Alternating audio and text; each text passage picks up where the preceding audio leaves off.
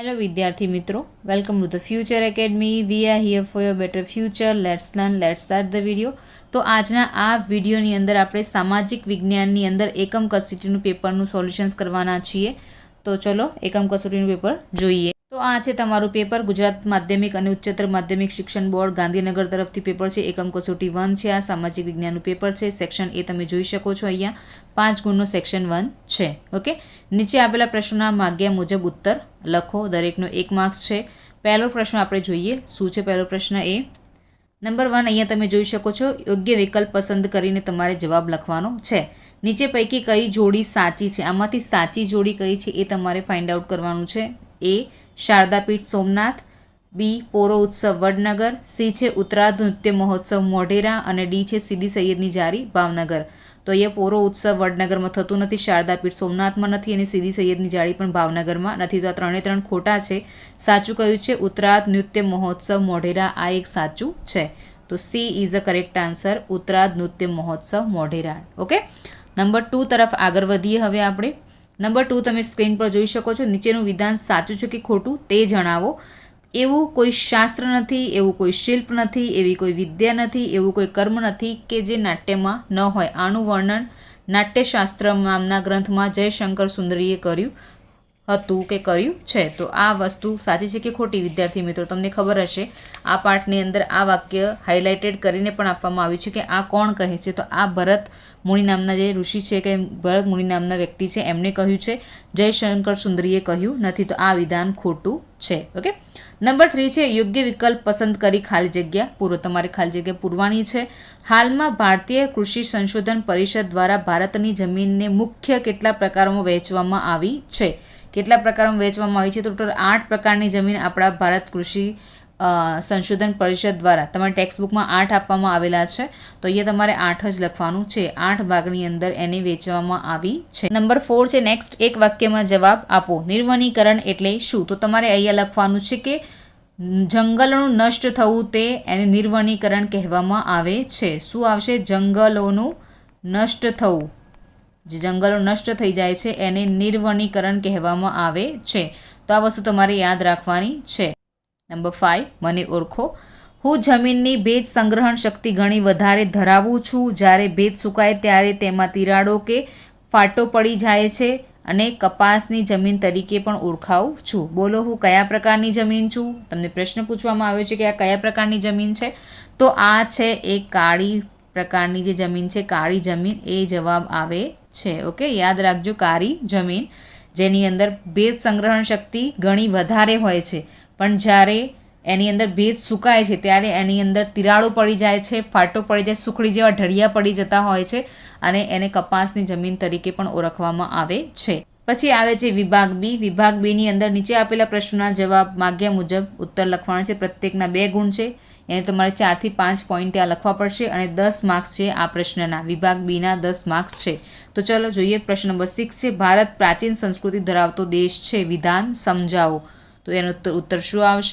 ઉત્તરમાં તમે લખી શકો છો સમુદ્રની ઉત્તરે અને હિમાલયની દક્ષિણે આવેલા આ સ્થળનું નામ ભારત વર્ષ છે, જેના સંતાનો ભારતીય છે. ભારતમાં શુભ કાર્યના પ્રારંભે લેવાતા સંકલ્પોમાં ભારત વર્ષ, ભરતખંડ, જંબુદ્વીપ, આર્યવ્રત વગેરે શબ્દોનો ઉપયોગ થાય છે. પૂર્વ, પશ્ચિમ, દક્ષિણ દિશાઓમાં સમુદ્ર અને ઉત્તર દિશામાં હિમાલયની ગિરિમાળા એવી કુદરતી સીમાઓ ધરાવતા આપણો દેશ ભારત છે. આપણા દેશની સમૃદ્ધિથી આકર્ષાઈને અનેક વિદેશી પ્રજાઓ વ્યાપાર કરવા આવી અને સ્થાયી થઈ. ભારતીય સંસ્કૃતિના મહાનંદમાં ભરી ગઈ અને આ આદાન પ્રદાનની પ્રક્રિયા, પરસ્પર જે આદાન પ્રદાનની પ્રક્રિયા થઈ એના દ્વારા દેશમાં અનેક પરિવર્તનો જોવા મળ્યા છે. એ રીતે એક પેઢીમાંથી બીજી પેઢીમાં આપણા વારસાનું હસ્તાંતરણ થયું અને સાતત્યપૂર્ણ વિકાસ થયો. આથી કહી શકાય ભારત પ્રાચીન સંસ્કૃતિ ધરાવતો દેશ છે. તો વર્ષો વર્ષથી ઘણા લોકો અહીંયા વેપાર કરવા માટે કે અહીંયા રહેવા માટે કે આ દેશથી આકર્ષાઈને ઘણી વિદેશી પ્રજાઓ અહીંયા આવેલી છે અને અહીંયા સ્થાયી પણ થઈ. એમની સંસ્કૃતિ લઈને આવી, એમની સંસ્કૃતિ આપણી સંસ્કૃતિ સાથે ભરી અને પરસ્પર એકબીજાની સંસ્કૃતિ, એકબીજાના કલ્ચરનું આદાન પ્રદાન થયું અને વારસાનું હસ્તાંતરણ થયું અને એ રીઝનથી ભારત એક પ્રાચીન સંસ્કૃતિ ધરાવતો દેશ આપણે કહી શકીએ છીએ. નેક્સ્ટ પ્રશ્ન અહીંયા છે નંબર 7. માનવ જીવન અને માટી વચ્ચે ઘણો પ્રાચીન સંબંધ રહ્યો છે, આ વિધાન સમજાવો. ઉત્તર તમે લખી શકો છો. પ્રાચીન યુગમાં ધાતુની શોધ થઈ એ પહેલાં લોકો માટીમાંથી બનાવેલા પાત્રોનો ઉપયોગ કરતા. એ સમયે રમકડા, ઘડો, કુલડી, કોડિયું, માટલી, ચૂલો, ઈંટો વગેરે સાધનો માટીમાંથી તૈયાર કરવામાં આવતા. અનાજનો સંગ્રહ કરવાની નાની મોટી કોઠીઓ માટીમાંથી બનાવવામાં આવતી. ઘી, તેલ, દૂધ, દહીં, છાશ જેવા જે લિક્વિડ હોય છે, પ્રવાહી સ્વરૂપના જે વસ્તુઓ છે આપણે જે ખાઈએ છીએ એના પાત્રો તેમજ રસોઈના વાસણો માટીમાંથી વિશિષ્ટ રીતે બનાવવામાં આવતા હતા. લોથલ, મોહેંજો-દડો, હડપ્પા સંસ્કૃતિના અવશેષોમાંથી માટીમાંથી બનાવેલા લાલ રંગના પવાલા, બરણી, રકાબી વગેરે વાસણો મળી આવ્યા છે. કુંભારનો ચાકડો માટી કામ માટેનું પ્રાચીન ભારતનું પ્રથમ યંત્ર મનાય છે. આજે પણ ગુજરાતમાં નવરાત્રિના તહેવારોમાં માટીમાંથી બનાવેલો ગરબો જોવા મળે છે. તો માટી સાથે આપણું માનવ જીવન ઘણા જ પ્રાચીન સમયથી એકબીજા સાથે સંકળાયેલું છે. ઓકે, પહેલાં પણ રમકડા હોય કે ઘડો, કુલડી, કોડિયું, માટલી, ચૂલો, ઈંટો જે પણ વસ્તુની જરૂર પડતી બધી વસ્તુ માટીમાંથી બનાવવામાં આવતી હતી ને જે પ્રવાહી સ્વરૂપમાં વસ્તુઓ છે એને સંગ્રહવા માટે પણ માટીમાંથી અમુક વિશિષ્ટ પ્રકારના પાત્રો બનાવવામાં આવતા હતા. તો સાંસ્કૃતિક અવશેષો પણ આપણને મોહેંજો-દડો કે લોથલ કે પછી હડપ્પામાંથી મળી આવે છે. એ પણ માટીના અવશેષો મળી આવ્યા છે. એથી આપણે કહી શકીએ કે માનવ જીવન અને માટી વચ્ચે ઘણો પ્રાચીન સંબંધ રહ્યો છે. ઓકે, દેન નેક્સ્ટ પ્રશ્ન તમારી પાસે સ્ક્રીન પર છે. 8. જમીનનું ધોવાણ અટકાવવાના ઉપાયો જણાવો. ઓકે, આ પ્રશ્નની ઓપ્શનમાં તમને એક બીજો પ્રશ્ન આપવામાં આવ્યો છે. આપણે પહેલાં આ પ્રશ્ન જોઈ લઈએ કે જમીનનું ધોવાણ અટકાવવાના ઉપાયો કયા કયા છે. અહીંયા આન્સર જોઈશું. જમીન પર થતી ચારણ પ્રક્રિયાઓનું નિયમન કરવું. જો જમીનનું ધોવાણ અટકાવવું હોય તો જે ચારણની પ્રક્રિયા થાય છે એનું નિયમન કરવું જોઈએ. ઢોરાવવાળી જમીનોમાં સમોચ્ચ રેખે પગથિયાવાળી તરાહનીથી વાવેતર કરવું જોઈએ. તો જે ઢોરાવાળી જમીન છે ત્યાં સમોચ્ચ રેખીય પગથિયાથી તરાહથી પગથિયા બનાવીને સ્ટેપ બનાવીને ત્યાં વાવેતર કરવું જોઈએ. પડતર જમીનમાં વૃક્ષારોપણ કરવું જોઈએ. આ સારી વસ્તુ છે. પડતર જમીનમાં વૃક્ષારોપણ કરવું. જ્યાં પાણીના વહેણના ખાડા પડ્યા હોય, જ્યાં પાણી જ્યારે ચોમાસામાં વહેણ પડી જતું હોય છે, જ્યાંથી પાણી સતત વહેતું હોય ત્યાં એક પ્રકારના ખાડા જેવું થઈ જતું હોય છે, ત્યાં આડબંધો બનાવવા જોઈએ જેના કારણે જમીનનું ધોવાણ થાય નહીં. પાણીનો વેગ ધીમો પાડવા. ઢારવાળા ખેતરોમાં ઊંડી ખેડ કરવી. જો ખેડ ઊંડી હશે તો પાણી ઉપરથી જતું રહેશે પણ માટી ત્યાં રહેશે, જમીન ત્યાં ચોટેલી રહેશે. નહીં તો જ્યાં ઢોરાવ હશે તો માટી પણ એની સાથે ધસી જતી હોય છે. તો જ્યાં પાણીનો વેગ ધીમો પાડવો હોય તો ઢારવાળા ખેતરોની અંદર શું કરવું જોઈએ? ખેતરમાં ઊંડી ખેડ કરવી જોઈએ જેના કારણે પાણી વહી જાય અને જમીન ત્યાં રહે, ધોવાઈ જાય નહીં. તો આ છે જમીનના ધોવાણ અટકાવવાના ઉપાયો. આપણે 5 ઉપાયો અહીંયા બતાવ્યા છે. નેક્સ્ટ આગળ પ્રશ્ન પર જઈશું. અથવામાં છે ભૂમિ સંરક્ષણના ઉપાયો જણાવો. તમે કાં તો એ લખી શકો કાં તો આ લખી શકો. તો આનો ઉત્તર આપણે આ રીતે લખી શકીએ. જમીન સંરક્ષણના ઉપાયો કયા કયા છે? તો પડતર જમીનો પર જંગલો ઉગાડવા જોઈએ કારણ કે વૃક્ષોના મૂળ જમીન કણોને જકડી રાખે છે. તમને ખબર છે કે જમીનના જે મૂળ હોય છે જમીનના કણોને જકડી રાખે છે તો જમીનનું ધોવાણ થતું નથી અને ભૂમિનું સંરક્ષણ થાય છે, ભૂમિને બચાવી શકાય છે. પર્વતીય ક્ષેત્રોમાં સીડીદાર ખેતરો બનાવી અને ઢોરાવાળા વિસ્તારો ઉપર વૃક્ષો ઉગાડીને ભૂમિ ધોવાણ અટકાવી કે ઓછું કરી શકાય છે. સીડીદાર ખેતરો બનાવો, ઢોરાવાળા વિસ્તારો પર વૃક્ષો ઉગાડવા જોઈએ.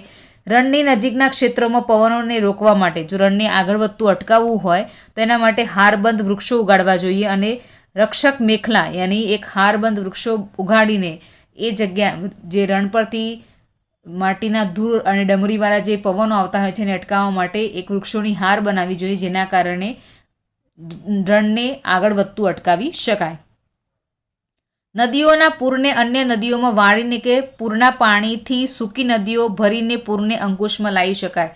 જો પૂર આવતું હોય તો એ વખતે પણ જમીનનું ધોવાણ વધારે થઈ જશે. ભૂમિને જો સંરક્ષણ કરવું હોય અને બચાવી રાખવી હોય તો પૂરનું જે પાણી છે એ સૂકી નદીઓમાં વાળી લઈએ કાં તો પછી પૂરની જે નદીઓ છે એની અંદર જે પૂર આવતું હોય તો અન્ય નદીઓની અંદર એને વારીને આપણે પૂર પર નિયંત્રણ લાવીએ તો જમીનનું સંરક્ષણ કરી શકીશું. અને નેક્સ્ટ છે ફળદ્રુપતા ગુમાવી બેઠેલી જમીનમાં સેન્દ્રિય પદાર્થો ફરીથી ઉમેરવા જોઈએ અને એને ફળદ્રુપ બનાવવી જોઈએ. તો આ 2 ઓપ્શન્સમાં હતા, ગમે તે એક તમારે લખવાનો છે. આગળ વધીશું. નંબર 9, વાઘ પરિયોજના વિશે જણાવો. તો અહીંયા ઉત્તર લખી શકો છો. અનિયંત્રિત ગેરકાયદેસર થતા શિકાર અને જંગલોના વિનાશને કારણે ભારતના રાષ્ટ્રીય પ્રાણી વાઘના અસ્તિત્વ સામે બહુ મોટો ખતરો ઊભો થયો હતો. ઓકે, તેથી વાઘની પ્રજાતિને બચાવવાના ઉદ્દેશથી ભારત સરકારે 1971માં વાઘ પરિયોજના યાની ટાઈગર પ્રોજેક્ટ શરૂ કરી છે. આ પરિયોજના મુજબ વાઘને કુદરતી આવાસોને સુરક્ષિત રાખવા અને તેનું પર્યાવરણીય સંતુલન જાળવવા રાષ્ટ્રીય સ્તરે સંખ્યાબંધ પગલાં લેવામાં આવ્યા છે. આ રીતે આ પરિયોજના અંતર્ગત દેશમાં હાલ 44 જેટલા ક્ષેત્રો કાર્યરત છે વાઘને બચાવવા માટે. ઓકે, 1971માં શરૂ થયું હતું ટાઈગર પ્રોજેક્ટ, કાં તો વાઘ પરિયોજના કહી શકો છો તમે એને. અને વાઘને બચાવવા માટે, વાઘ ઉપર જે ખતરો હતો, વાઘની સંખ્યા દિવસે દિવસે ઓછી થતી જતી હતી, તો એ ખતરાને સામે રક્ષણ મેળવવા માટે વાઘ પરિયોજના બનાવવામાં આવી હતી. અને કુલ દેશની અંદર 44 જેટલા ક્ષેત્રો કાર્યરત છે હાલના સમયની અંદર. ઓકે, આના અથવામાં બીજો એક પ્રશ્ન છે ગેંડા પરિયોજના વિશે, તેના ઉત્તરમાં તમે લખી શકો છો. આ પરિયોજના અસમ રાજ્યમાં અને પશ્ચિમ બંગાળના સુંદરવનમાં રહેતા ગેંડાની પ્રજાતિના સંરક્ષણ માટે બનાવવામાં આવી છે. ભારતમાં રાઇનો વિઝન 2020ની વ્યૂહરચના મુજબ ભારતમાં ગેંડાની સંખ્યા 3000 સુધી લઈ જવાનો લક્ષ્યાંક રાખવામાં આવ્યો છે. એની જે સંખ્યા છે એને વધારીને 3000 સુધી પહોંચાડવાનો લક્ષ્યાંક રાઇનો વિઝન 2020ની વ્યૂહરચનાની અંદર આપવામાં આવ્યો હતો. તો આ ગેંડા પરિયોજના છે. આગળ વધીશું આપણે. નેક્સ્ટ છે નંબર 10. ગુજરાતની ભવાઈને શાસ્ત્રકારોએ ભાવપ્રધાન નાટકો કહ્યા છે. આ વિધાન સમજાવો. તો તમે ઉત્તરમાં લખી શકો છો. ભવાઈ એ ગુજરાતની આશરે 700 વર્ષ જૂની વિશિષ્ટ પ્રકારની નાટ્યકલા છે. ભવાઈની શરૂઆત અસાઈ ઠાકરે કરી હતી. ખૂબ ઓછા ખર્ચે લોકશિક્ષણ સાથે મનોરંજન કરતી આ નાટ્યકલાને સોલંકી યુગ દરમિયાન પ્રોત્સાહન મળ્યું હતું. સોલંકી યુગ યાદ રાખજો, પ્રશ્નની અંદર ટ્વિસ્ટ કહીને પૂછતા હોય છે. ભવાઈ ભજનનાર ભવાઈઓ છે ભૂંગર વગાડીને માતાજીની સ્તુતિ કરે છે. અને આના વિષય વસ્તુમાં સામાજિક કુરિવાજોના પ્રતિકારોનો પણ સમાવેશ કરવામાં આવે છે. લોકોને સામાજિક શિક્ષણ પણ આપવામાં આવતું હોય છે. મોટાભાગે પડદા પર ભજવાતા નાટકો, હળવી શૈલીની રમૂજો, ભૂંગળ વાદ્ય સાથેના સંગીત પ્રધાન નાટકો તેમજ વિવિધ પ્રકારના વેશ એ ભવાઈનું મુખ્ય વિશેષતા છે. તેથી શાસ્ત્રકારોએ ભવાઈને ભાવ પ્રધાન નાટકો કહ્યા છે. આની અંદર સામાજિક કુરિવાજો જે ચાલતા હોય છે એના પર પણ પ્રતિકાર કરવામાં આવતો હોય છે. અને પડદા પર ભજવાય છે, રમૂજ હોય છે, આની અંદર સંગીત હોય છે, આની અંદર વેશભૂષા હોય છે, આની અંદર અને અલગ અલગ પ્રકારના વેશ લઈને ભવાઈ કરતા હોય છે. એટલા માટે શાસ્ત્રકારોએ આને ભાવ પ્રધાન નાટકો કહ્યા છે. આટલું યાદ રાખજો. આગળ વધીશું આપણે. નેક્સ્ટ છે વિભાગ સી. એમાં પ્રશ્ન નંબર 11 છે સંગીત મકરંદ, સંગીત રત્નાકર અને સંગીત પારિજાતનો પરિચય કરાવો. આ 3 જે પુસ્તકો છે કે ગ્રંથો કહો એના વિશે તમારે અહીંયા લખવાનું છે. તો ઉત્તરમાં તમે લખી શકો છો. પ્રાચીન ભારતમાં સંગીતના અનેક ગ્રંથો લખાયા છે. તેમાં 3 ગ્રંથો મુખ્ય છે. 1 સંગીત મકરંદ, 2 છે સંગીત રત્નાકર અને છે સંગીત પારિજાત. ઓકે, ઈસવીસન 1900ની આસપાસ પંડિત નારદ નામના સંગીત શાસ્ત્રીએ સંગીત મકરંદની રચના કરી છે. તેમાં 19 પ્રકારની વીણા અને 101 પ્રકારના તાલ વર્ણવવામાં આવ્યા છે. પંડિત સારંગદેવે સંગીત રત્નાકરની રચના કરી છે. પંડિત વિષ્ણુનારાયણ ભાતખંડે સંગીત રત્નાકરને સંગીતનો સૌથી વધારે પ્રમાણભૂત ગ્રંથ ગણાવે છે. સંગીતના બધા જ અંગોનું સંપૂર્ણપણે સમજવા માટે સંગીત રત્નાકર અનન્ય ગ્રંથ મનાય છે. આ બનાવ્યો છે પંડિત સારંગદેવે, પણ વિષ્ણુનારાયણ ભાતખંડે એવું કહ્યું છે કે સૌથી સારો પ્રમાણભૂત કોઈ ગ્રંથ હોય તો એ છે સંગીત રત્નાકર. અને આ એ સંગીત રત્નાકર જે ગ્રંથ છે એ અનન્ય માનવામાં આવે છે જો તમારે સંગીતને સમજવું હોય તો. ઓકે, નેક્સ્ટ તમારી પાસે છે અહીંયા સંગીત પારિજાત વિશે જોઈએ તો 1965માં પંડિત અહોબલે ઉત્તર હિન્દુસ્તાની સંગીત માટે સંગીત પારિજાત ગ્રંથ લખ્યો હતો.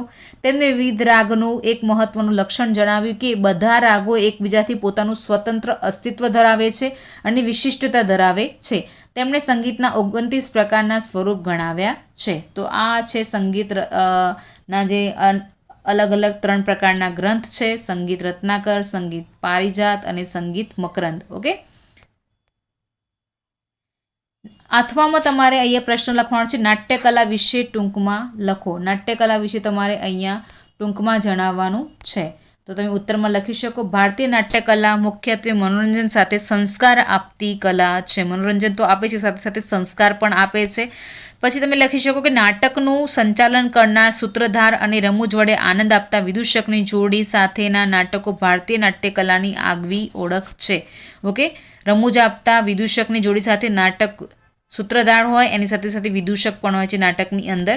નેક્સ્ટ લખી શકો છો કે ભરતમુનિ રચિત નાટ્યશાસ્ત્ર નાટ્યકલા ક્ષેત્રે અતિ પ્રચલિત છે. ભરતમુનિ જે નાટ્યશાસ્ત્ર લખ્યું હતું એ સૌથી પ્રચલિત છે નાટ્ય ક્ષેત્રે. ઓકે, નેક્સ્ટ તમે પોઈન્ટ લખી શકો કે ભારતમાં પ્રાચીન કાળથી નાટ્ય લેખન અને મંચન અતિ લોકપ્રિય છે.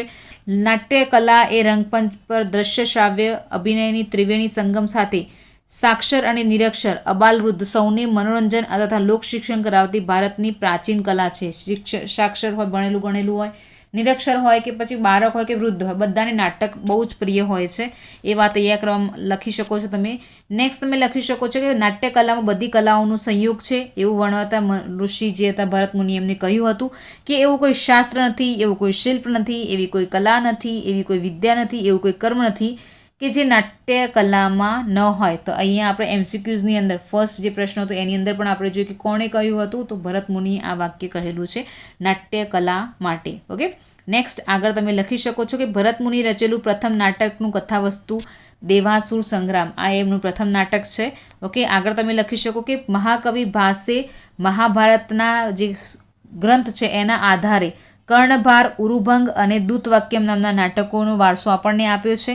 એ સાથે સાથે કવિ કાલિદાસે પણ વિક્રમોર્વશિયમ, માલવિકાગ્નિમિત્રમ, અભિજ્ઞાન શાકુંતલમ જેવા નાટકો, સૌથી વધારે જાણીતા નાટકોની રચના પણ મહાકવિ કાલિદાસે કરી છે. તો આ છે નાટ્યકલાની જાદુગરી એવું આપણે કહી શકીએ. તો આ બે પ્રશ્નો ઓપ્શન્સમાં હતા, તમારે ગમે તે એક વિષય લખવાનું હતું. આગળ વધીશું. નેક્સ્ટ છે તમારી પાસે નંબર 12, વન સંરક્ષણ અંગેના ઉપાયો જણાવો. તમારે વન સંરક્ષણ અંગેના ઉપાયો અહીંયા લખવાના છે, તમે લખી શકો છો. વન સંરક્ષણ માટેના ઉપાયો નીચે પ્રમાણે છે. નંબર 1, બળતણની જરૂરિયાત માટે લાકડાને સ્થાને સૌર ઉર્જા હોય, પવન ઉર્જા હોય કે બાયો ઉર્જા વગેરેનો ઉપયોગ કરવા લોકોને પ્રોત્સાહિત કરવા જોઈએ. લાકડાનો ઉપયોગ ઓછો કરવો જોઈએ. નેક્સ્ટ, બળતણ માટે લાકડાને સ્થાને ઉપયોગમાં લઈ શકાય તેવી સામગ્રી માટેના સંશોધનો હાથ ધરવા જોઈએ. આપણી પાસે છે તો કરી સૌર ઉર્જા, પવન ઉર્જા છે, બાયોગેસ ઉર્જા, એનો ઉપયોગ કરવો જોઈએ. સાથે સાથે બીજા પણ સંશોધનો હાથ ધરવા જોઈએ. નેક્સ્ટ તમે લખી શકો કે જરૂરિયાત કે નિર્માણ કાર્ય માટે જે વૃક્ષો અનિવાર્યપણે કાપવા પડે તેની જગ્યાએ એ જ પ્રજાતિના બીજા વૃક્ષો, એ જ પ્રજાતિના યાની જે કાપ્યા છે એ જ પ્રજાતિના બીજા વૃક્ષો વાવવા જોઈએ. અપરિપક્વ વૃક્ષોના કાપવા પર સંપૂર્ણ પ્રતિબંધ હોવો જોઈએ. વૃક્ષ જ્યારે નાનું હોય ત્યારે કાપવું જોઈએ નહીં, એ ઝાડ બની જાય પછી તમે એના ડાળ પાખરા જે હોય તમને લાગે કે વધારે ગ્રોથ થઈ ગયો છે, તમે કટિંગ કરી શકો, તો એના પર પ્રતિબંધ મૂકવો જોઈએ. એની વાત કરી છે અહીંયા. જંગલોમાંથી કાચો માલ મેળવતા જે ઉદ્યોગો છે એમની જરૂરિયાતો માટે વનીકરણ કરે એવી ફરજ પાડવી જોઈએ. એ લોકોને ફોર્સ કરવો જોઈએ કે તમારે વનીકરણ કરવું જોઈએ. ઇકો ટુરિઝમના વિકાસના નામે જે જંગલોની સ્થિતિ જોખમાય છે એ ન જોખમાય એ માટે કડક નિયમોનું પાલન કરવું જોઈએ, કડક નિયમ બનાવવા જોઈએ. સ્થાનિક લોકોમાં જંગલોના જતન માટે વ્યાપક જનજાગૃતિ કાર્યક્રમનું આયોજન કરવું, સ્થાનિક લોકોને પણ સમજાવવું જોઈએ. ઓકે, અને શાળા કોલેજોના પાઠ્યપુસ્તકમાં જે શિક્ષણ છે એમાં સંરક્ષણ અંગેની વિગતોનો સમાવેશ કરવો જોઈએ, જેથી વિદ્યાર્થીઓને વન સંરક્ષણની જરૂરિયાત વિશે સમજાવી શકાય. બાળકોને પણ એનું નોલેજ આપવું જોઈએ, કોલેજોની અંદર પણ એનું શિક્ષણ આપવું જોઈએ, જેનાથી વનને બચાવી શકાય. લાસ્ટ અહીંયા છે કે દાવાનળથી જંગલોનો નાશ પામે છે એ જંગલોમાં આગ ન લાગે તેની તકેદારી માટે અને આગ લાગે તો તાત્કાલિક શમન માટે રાષ્ટ્રીય સ્તરે સ્વતંત્ર દર કે તંત્ર ઊભું કરવું જોઈએ જે તરત એની આગ બુઝાવી શકે. નેક્સ્ટ તમારી પાસે છે સેક્શન ડી. અહીંયા નેક્સ્ટ સેક્શન ડીની અંદર પ્રશ્ન તમારી પાસે છે જમીનના પ્રકારો કેટલા છે તે જણાવી તેમાંથી ગમે તે 4નું વર્ણન કરો. તમારે કોઈ પણ 4 પ્રકારો વિશે લખવાનું છે. પહેલાં કેટલા પ્રકાર છે તે લખવાનું છે. તો જે ઉત્તર જોઈએ આપણે, તમે લખી શકો છો અહીંયા કે ભારતીય કૃષિ સંશોધન પરિષદે ભારતની જમીનને 8 પ્રકારમાં વહેંચી છે. નંબર 1, કાંપની જમીન, રાતી જમીન અથવા લાલ જમીન, કાળી જમીન, લેટેરાઇટ જમીન, રણ પ્રકારની જમીન, પર્વતીય જમીન, જંગલ પ્રકારની જમીન, દલદલ કે પીટ પ્રકારની જમીન. તો આ ટોટલ 8 પ્રકાર છે. એમાં આપણે કોઈ પણ 4 વિશે લખવાનું છે. અહીંયા નંબર 1 છે અહીંયા રણ પ્રકારની જમીન. તો આ જમીન સૂકી અને અર્ધ સૂકી આબોહવાવાળી પરિસ્થિતિમાં જોવા મળે છે. આ જમીન રેતાળ અને ઓછી ફળદ્રુપ હોય છે, તેમજ દ્રાવ્ય ક્ષારોનું પ્રમાણ એની અંદર વધારે હોય છે. આ પ્રકારની જમીન રાજસ્થાન, હરિયાણા, દક્ષિણ પંજાબના કેટલાક વિસ્તારોમાં જોવા મળે છે. ગુજરાતની અંદર ઉત્તર ગુજરાત, સૌરાષ્ટ્ર અને કચ્છનો જે વિસ્તાર છે ત્યાં આ પ્રકારની જમીન જોવા આવેલી છે કે જોવા મળે છે. અહીં જે વિસ્તારોમાં સિંચાઈની સગવડ થઈ છે ત્યાં જુવાર અને બાજરીનો પાક લેવામાં આવતો હોય છે, બાકીની ખેતી અહીંયા થતી હોતી નથી, કારણ કે આ એક પ્રકારની સૂકી અને અર્ધ સૂકી આબોહવાવાળી પરિસ્થિતિ છે, પ્લસ જમીનની અંદર પાણીનું પ્રમાણ બહુ જ ઓછું છે અને રેતાળ જમીન છે, એ રીઝનથી અહીંયા બીજા કોઈ પાક થતા નથી. ઓકે, નેક્સ્ટ અહીંયા બીજા પ્રકારની જમીન જોઈએ, તે છે દલદલ કે પીટ પ્રકારની જમીન. તો તમે અહીંયા લખી શકો છો કે દલદલ કે પીટ પ્રકારની, ભીડ નહીં પીટ પ્રકારની જમીન ભેજવાળા વિસ્તારોમાં કે જૈવિક પદાર્થોના સંગ્રહથી વિકસેલી છે. અહીંયા ઊંધું છે, ત્યાં રેતાળ જમીનની અંદર પાણી હોતું નથી, અહીંયા પાણી હોય છે. ભેજવાળા વિસ્તારની અંદર આ પ્રકારની જમીન જોવા મળે છે. જમીનમાં જૈવિક પદાર્થો અને ક્ષારોની અધિકતા તથા ફોસ્ફેટ અને પોટાશની ઓછપ જોવા મળે છે. વર્ષા ઋતુ દરમિયાન આ જમીનમાં પાણીમાં ડૂબેલી હોય છે. પાણી જ્યારે એની અંદરથી ઓસરી જાય છે ત્યારે જમીન ખુલ્લી થાય છે ત્યારે એની અંદર ડાંગરની ખેતી કરવામાં આવે છે.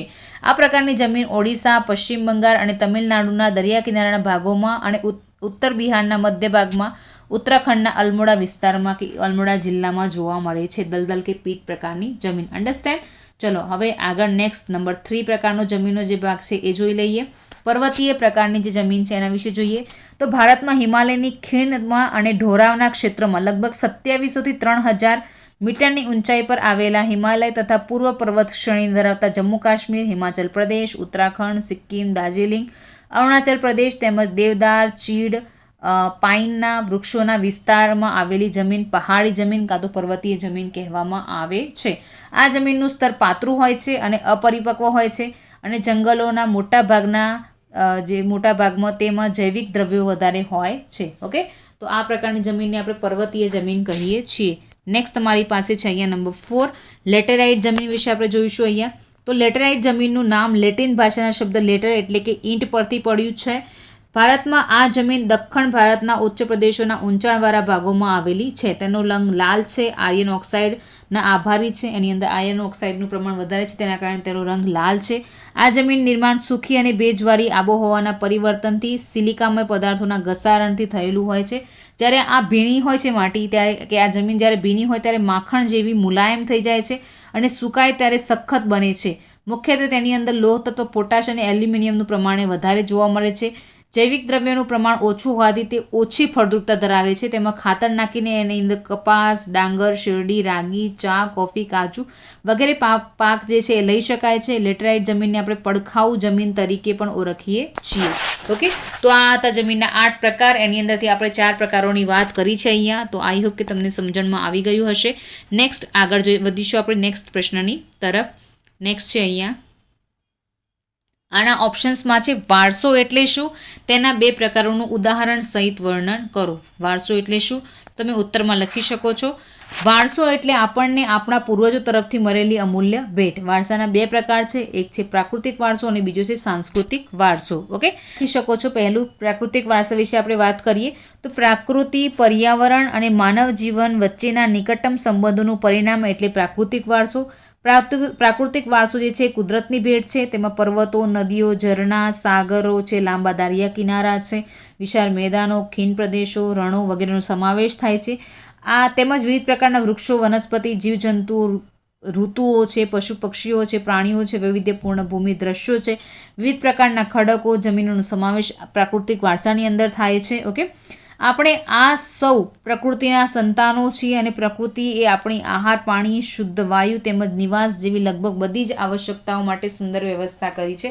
એથી આપણે પ્રાકૃતિક વારસો જે છે એ પર્યાવરણ અને પ્રકૃતિ દ્વારા પર્યાવરણ અને માનવ જીવન વચ્ચેના નિકટતમ સંબંધોનું પરિણામ કહી શકીએ છીએ. એટલા માટે પ્રાકૃતિક વારસો માણસ માટે અમૂલ્ય છે એવું આપણે કહી શકીએ છીએ. આગળના આપણે પાઠની અંદર વાત કરીએ તો આપણે વાત કરીશું સાંસ્કૃતિક વારસાની. તો ભારતનો સાંસ્કૃતિક વારસો કોને કહેવાય? તો સાંસ્કૃતિક વારસો એટલે માનવ સર્જિત વારસો. પ્રાકૃતિક વારસો કુદરતી હોય છે, જે આપણને જમીન મળી છે, જે આપણને ભૂમિ દ્રશ્યો મળ્યા છે, નદીઓ બની છે, વૃક્ષો મળ્યા છે, વનસ્પતિ છે, પ્રાણીઓ છે, એ બધા પ્રાકૃતિક વારસામાં મળ્યા છે આપણને. અને સાંસ્કૃતિક વારસો જે આપણે બનાવ્યો છે, માનવ સર્જિત જે વારસો છે, માનવો દ્વારા જે બનાવવામાં આવ્યો છે એની વાત છે. તો માનવીએ પોતાની કુનેહ, બુદ્ધિ, ચાતુર્ય, આવડત, કલા, કૌશલ્ય દ્વારા જે કંઈ પણ પ્રાપ્ત કર્યું કે જેનું સર્જન કર્યું એ સાંસ્કૃતિક વારસો કહેવાય છે.